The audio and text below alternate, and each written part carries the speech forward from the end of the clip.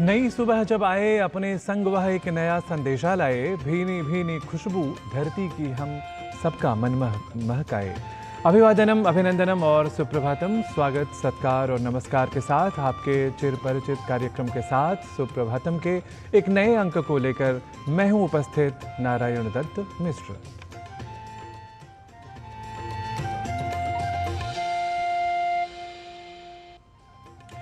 सुप्रभातम में सोमवार से शुक्रवार तक हम लेकर आते हैं आपके लिए पंचांग, सुभाषित, भारतीय ज्ञान परंपरा, स्वास्थ्य मंत्र, योग और यथा समय एक प्रेरक वृत्त भी, जिनसे आरंभ होती है आपके प्रातः काल की। और हमारे शास्त्रों में कहा भी गया है कि प्रातः काल का या कल्य का आरंभ सद्विचार तथा सत्कर्म से होना चाहिए।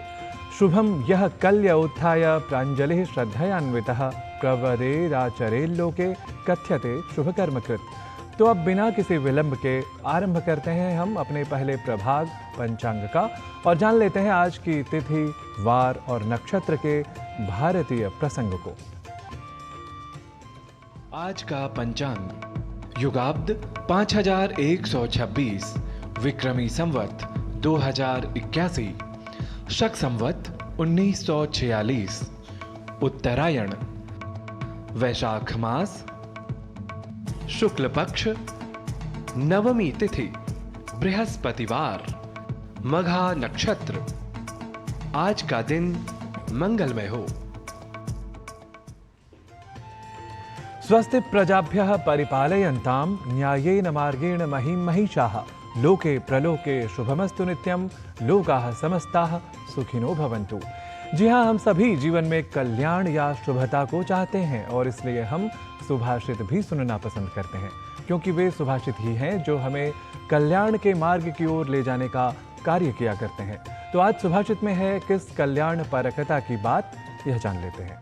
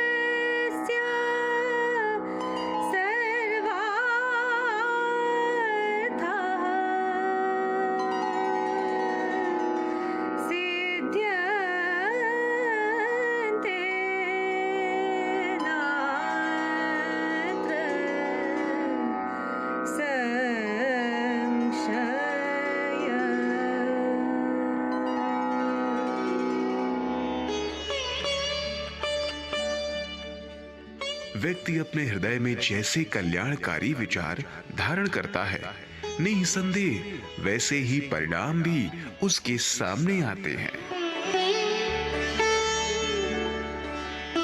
When people imbibe noble thoughts in their hearts, undoubtedly they get similar results. सुभाषित के बाद अब बात भारतीय ज्ञान परंपरा की। महाभारत भारतीय संस्कृति का विशाल ऐतिहासिक ग्रंथ है, जिसकी मूल कथा एक परिवार के दो हिस्सों पांडवों और कौरवों की है, जो कुरुक्षेत्र में हस्तिनापुर के सिंहासन के लिए युद्ध लड़ते हैं। महाभारत के 18 पर्वों में मूल कहानी के साथ कई अन्य ज्ञानवर्धक और दार्शनिक कथाएं भी जुड़ी हैं। तो आइए आज भारतीय ज्ञान परंपरा में महाभारत के भीष्म पर्व के अंतर्गत धृतराष्ट्र संजय संवाद क्रम का एक अंश प्रस्तुत करते हैं।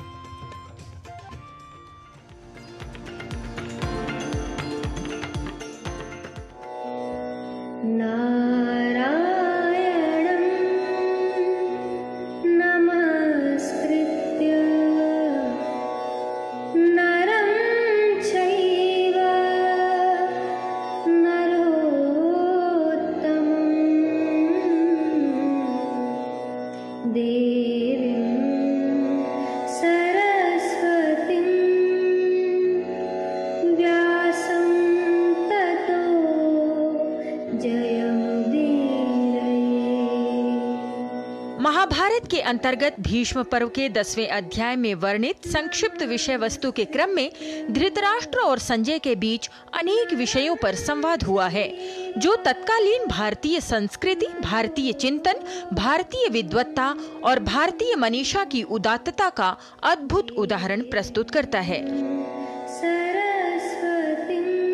संवाद के अंतर्गत महाराज धृतराष्ट्र के पूछने पर संजय ने भारतवर्ष में युगों के अनुसार मनुष्यों की आयु तथा गुणों का भी निरूपण किया है।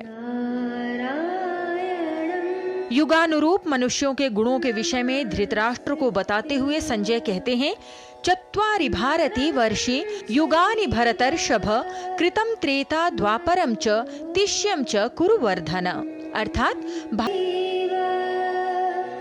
युगों के अनुसार मनुष्य की आयु का वर्णन करते हुए संजय कहते हैं, चत्वारि तु सहस्राणि वर्षाणाम कुरु सत्तम आयुः संख्या कृतयुगे संख्याता राजसत्तम।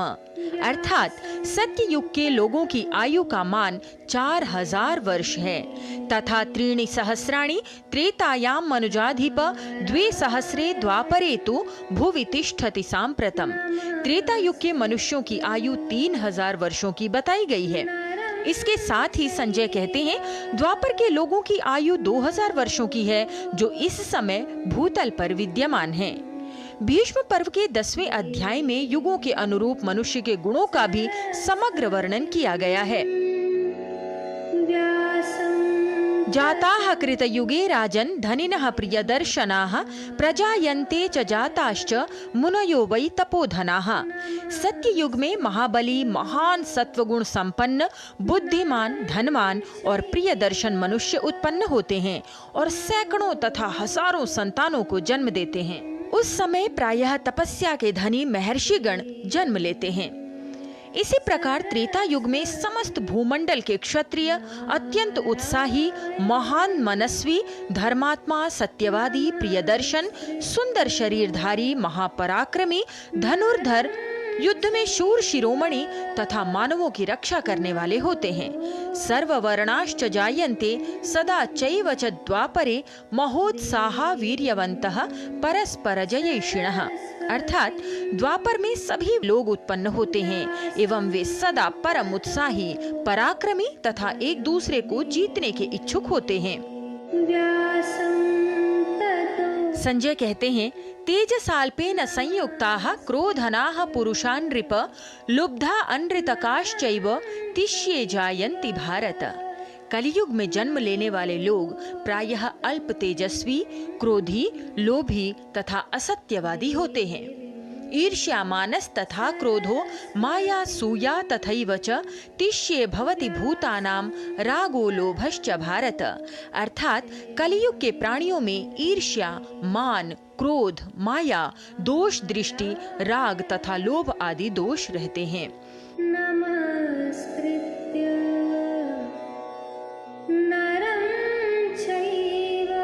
भारतीय ज्ञान परंपरा के अंतर्गत महाभारत का भीष्म पर्व तथा इसमें उल्लिखित युग, मनुष्य की आयु, गुण आदि का विस्तृत वर्णन हमें तत्कालीन समाज की उत्तरोत्तर श्रेष्ठता और उसके ह्रास की रूपरेखा प्रस्तुत करता है।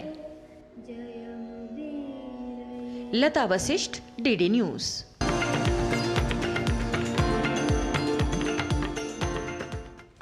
ज्ञान परंपरा के बाद अब बात स्वास्थ्य परंपरा की।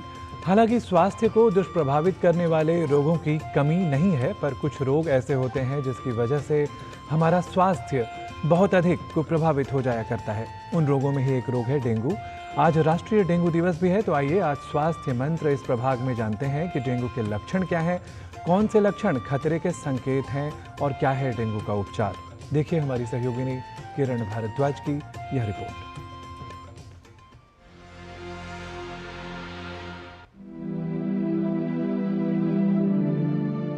डेंगू वायरल रोग है जो संक्रमित एडीज मच्छर के काटने से फैलता है। जब एक मच्छर किसी संक्रमित व्यक्ति को काटता है तो विषाणु मच्छर में पहुंचते हैं और मच्छर संक्रमित हो जाता है। फिर वही संक्रमित मच्छर जब किसी स्वस्थ व्यक्ति को काटता है तो विषाणु व्यक्ति के शरीर में पहुंच जाते हैं और व्यक्ति संक्रमित हो जाता है। संक्रमित मच्छर के काटने के 3 से 10 दिन की अवधि में व्यक्ति में डेंगू के लक्षण नजर आने लगते हैं। आज राष्ट्रीय डेंगू दिवस है। डेंगू मच्छर काटने की वजह से होता है। एक एडिस मच्छर होता है जो कि हमारे घर के एनवायरनमेंट में जहाँ भी कोई पानी इकट्ठा रहता है, जैसे किसी पोट में या कोई टायर में या नारियल के किसी खोल में, फ्रिज के नीचे वाली ट्रे में, और जो आपके बाथरूम में कई बार पानी इकट्ठा होता है, उसमें आमतौर पे ये मच्छर अंडे देता है। वहाँ पे लार्वा पैदा होता है और उससे मच्छर पैदा हो जाता है। ये उसी विसिनिटी में अपनी सराउंडिंग में ही किसी को भी काटता है तो उसकी वजह से डेंगू का फीवर हो सकता है। आमतौर पे जिसको फीवर है, यदि उसको वो डेंगू मच्छर काटता है तो वो इन्फेक्टेड मच्छर हो जाता है। डेंगी वाली फीमेल, जो डेंगी को फैलाने वाली मच्छर है, एडिस फीमेल है, उसको अपने अंडों की परवरिश के लिए ब्लड की ज़रूरत होती है, इसलिए वो ह्यूमन बाइट करती है। डेंगू का संक्रमण एडीज मादा मच्छर के काटने से फैलता है।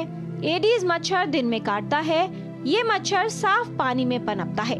घर के आसपास या छत पर रखे पुराने सामान में इकट्ठा साफ पानी में इस मच्छर के पनपने के लिए अनुकूल स्थिति बन जाती है।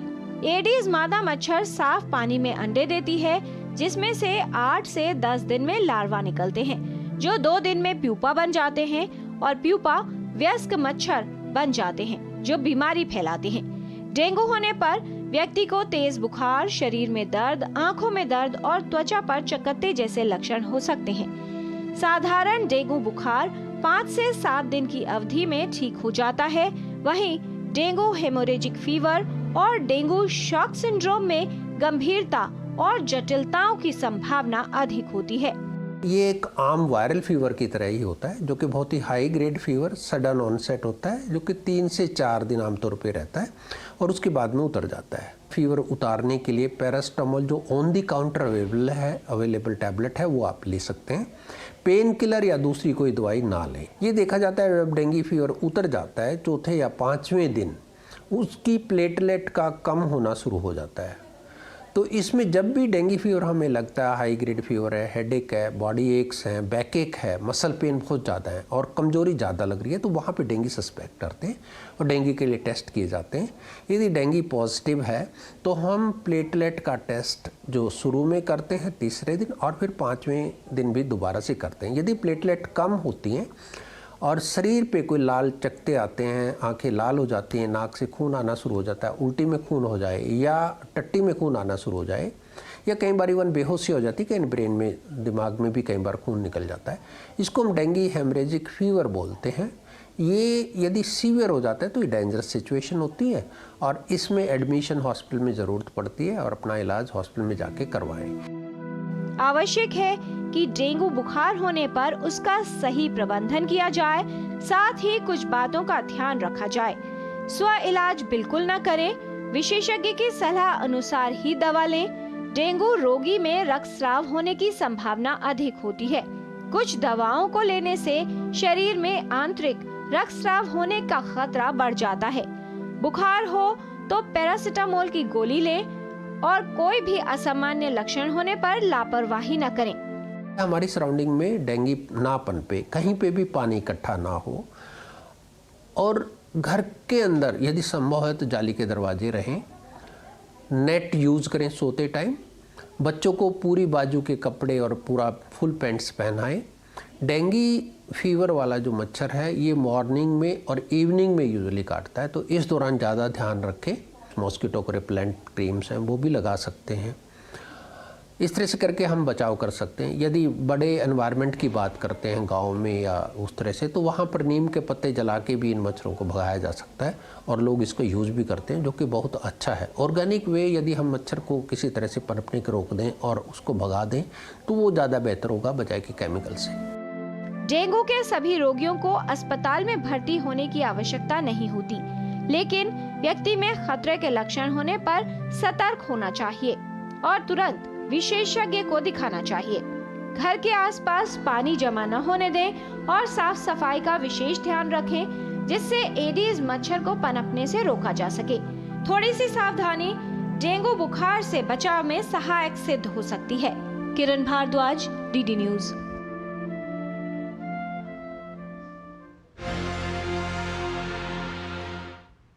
और सुप्रभातम में अब समय है अल्प विराम का। आप देखते रहिए डीडी न्यूज, हम जल्दी ही लौटते हैं। 3 करोड़ बहनों को लखपति दीदी बनाएंगे, ये है मोदी की guarantee.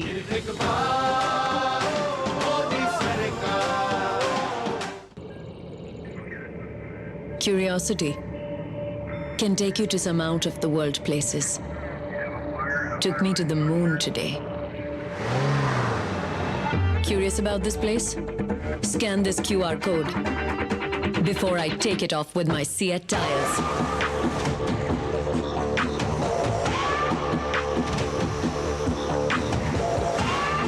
Seat, crafted for the curious. बात जब पीढ़ियों के लिए बनने वाले घर की हो तो जिम्मेदारी बड़ी हो जाती है। गैलेंट समझता है ये जिम्मेदारी। अब डबल एम रिब्स के साथ गैलेंट एडवांस TMT रीबार निर्माण का रियल हीरो। मैं क्या जी, सब जानते हैं, जहां दिखे मारियो, अपना समझ के खा लियो। स्वाद से सबको दीवाना कर दे, दीवाना कर दे। पता का चाय, गजब का स्वाद। 5 साल तक मुफ्त राशन, मोदी की गारंटी। मोदी देश के लिए, मोदी देश के लिए, मोदी देश के लिए। फिर एक बार मोदी सरकार, कमल का बटन दबाएं, भाजपा को जिताएं। पुनः स्वागत है आप सभी का सुप्रभातम में। और अब सुप्रभातम में बात योग की। योगः युक्तात्मा भवति, अर्थात योग से जुड़कर हम जब जुड़ते हैं तो न केवल शरीर बल्कि मन भी हमारा और अधिक सक्रिय हो उठता है। एकाग्रता के क्रम की यदि हम बात करें तब तो एकाग्रता की क्या महत्ता है और योग कैसे संपादित कर सकता है एकाग्रता को अधिक, विशेष रूप से बच्चों में, यह जानने के लिए हम देख लेते हैं अपने योग प्रभाग को। नमस्ते, मैं हिमनेश जैन। योग में ऐसी शक्ति है जो आपको सिर्फ शारीरिक रूप से नहीं तो मानसिक रूप से भी मजबूत बनाता है। कंसंट्रेशन यानी एकाग्रता, जो बच्चों के जीवन में एक बहुत ही महत्वपूर्ण आयाम है। आइए हम देखते हैं कुछ ऐसे योग आसनास जिसके मदद से हम हमारी कंसंट्रेशन यानी एकाग्रता को बढ़ा सकते हैं। सर्वप्रथम हम करेंगे एक पदासन। एक पदासन करने के लिए हम खड़े हो जाएंगे, आंखों के सामने एक बिंदु पर ध्यान एकत्रित करेंगे। धीरे से अपने दाहिने पैर को आगे लेंगे। दाहिने हाथ की मदद से दाहिने पैर को बाहिने पैर के जांघा पर रखेंगे। जब ध्यान एकत्रित हो जाए, धीरे से अपने हाथों को नमस्ते मुद्रा में लाएंगे छाती के पास और कुछ समय इस आसन में रहेंगे। कुछ क्षण बाद धीरे से अपने हाथों की मदद से पैर को सामने लाकर नीचे छोड़ेंगे। ये हुआ एक पदासन। तो चलिए अब हम करते हैं ताड़ासन। इस आसन में हम हमारे शरीर को ताड़ के वृक्ष के समान बनाते हैं। ताड़ासन हाइट बढ़ाने के लिए भी एक बहुत ही उत्तम आसन है। ताड़ासन करने के लिए सर्वप्रथम सीधे खड़े हुए, हमारी रीढ़ की हड्डी सीधी होनी चाहिए। हमारे पंजे की मदद से दोनों पंजों के बीच हमें अंतर बनाना है।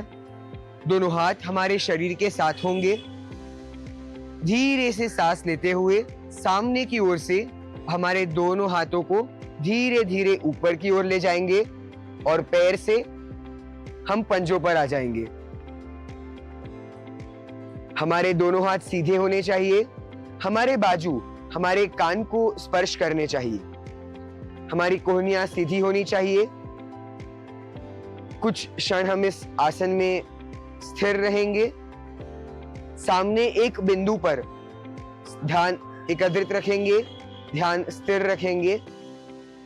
कुछ क्षण बाद धीरे से हाथों को पीछे के बाजू से नीचे लाएंगे और एड़ियों को जमीन पर लाएंगे। ये हमारा ताड़ासन पूर्ण हुआ। आइए जानते हैं कुछ और practical tips yoga guru doctor हंसाजी Yogendra से। नमस्कार। बच्चों में ध्यान की आदत बनानी पड़ती है। हम सब बड़ों में भी जो भी काम करें ध्यान से करें, अच्छी तरह करें, सिंसियरली करें, ये आदत होनी ज़रूरी है।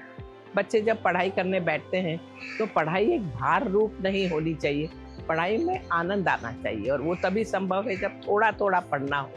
पूरा का पूरा चैप्टर ख़त्म नहीं करना है, हमें सिर्फ एक पन्ना पढ़ना है, आधा पन्ना पढ़ना है, और उसके बाद में ज़रा खड़े हो जाओ, थोड़ा हाथ पैर को हिलाओ, थोड़ा दूर देखो, बारी से ज़रा दूर की चीज़ देखो, तो ऑप्टिक नर्व रिलैक्स हो जाती है और फिर वापस पढ़ो। ये तरीका है पढ़ने का। एक साथ बहुत काम है, जब ये दिमाग में आ जाएगा तो गड़बड़ होगी, लेकिन थोड़ा थोड़ा है, सही ढंग से करना, ये सही होगा।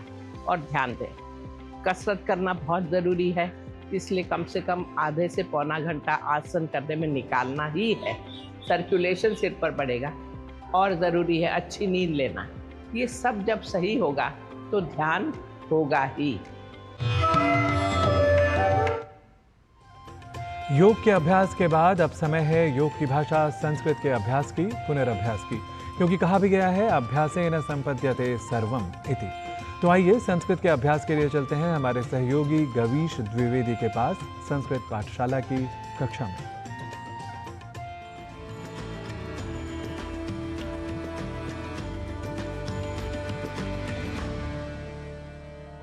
नमो नमः मित्राणि, संस्कृतपाठशालायाः एतस्यां कक्षायां भवतां सर्वेषाम् अपि स्वागतम्।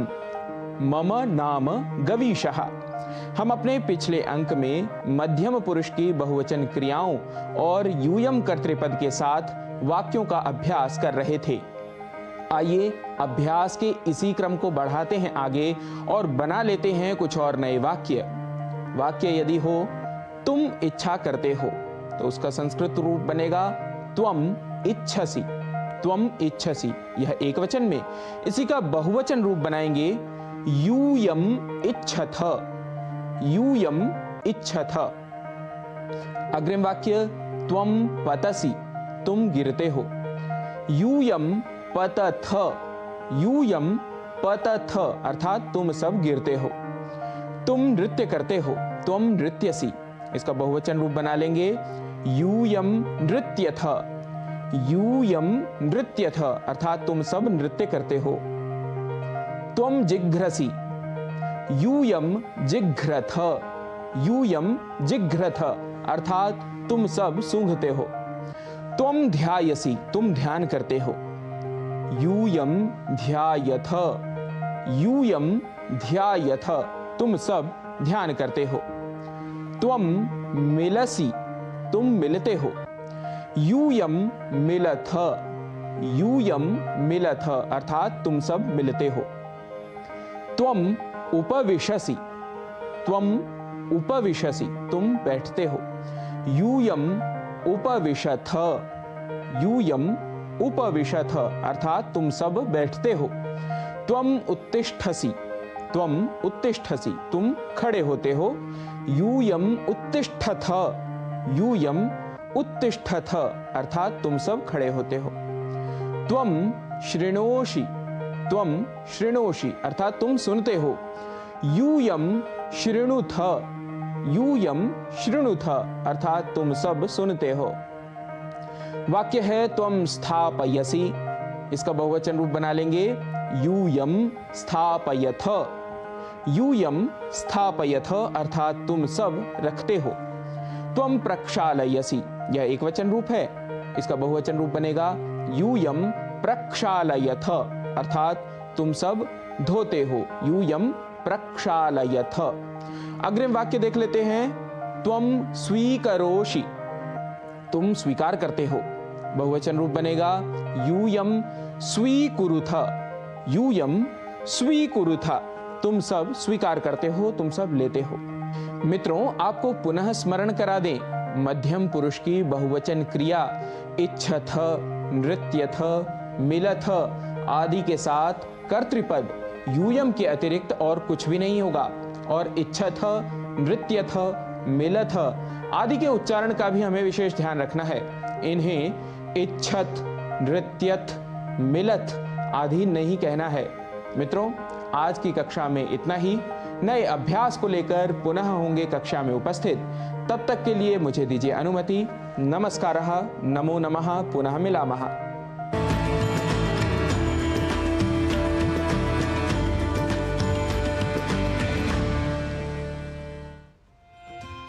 तो आज के सुप्रभातम की प्रस्तुति में इतना ही। पुनरायाते भास्करे पुनरागमिष्यामः वयम्, अर्थात कल सूर्योदय के बाद हम फिर लौटेंगे और लेकर आएंगे आप सभी के लिए भारतीय ज्ञान परंपरा और संस्कृति की विशेषताओं को रखने वाली अपनी नई प्रस्तुतियों को।